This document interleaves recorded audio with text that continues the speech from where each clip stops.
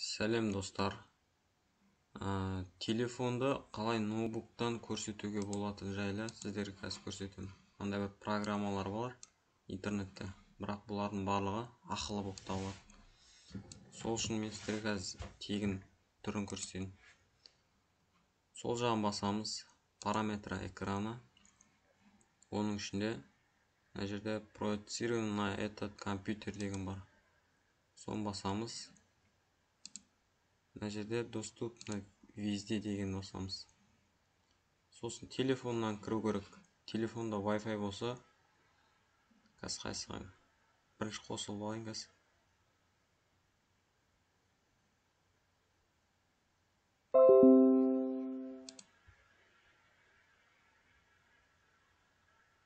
Мен телефоным қосылып жатыр. Мін.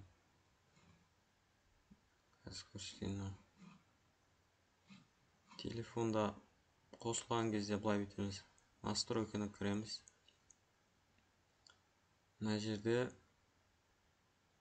мынау бар. Другой беспроводной интерфейсы деген бар. Соны басамыз.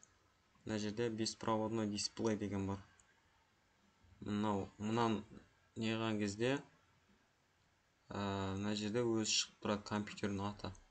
Лаптор деп менің шығып тұр. Осын басады, сол кезде подключение жасайды.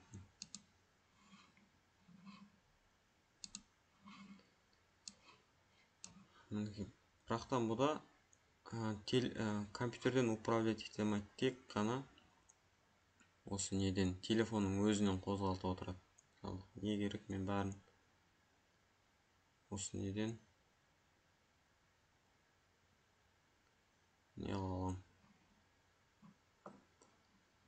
Назарларыңызға рахмет.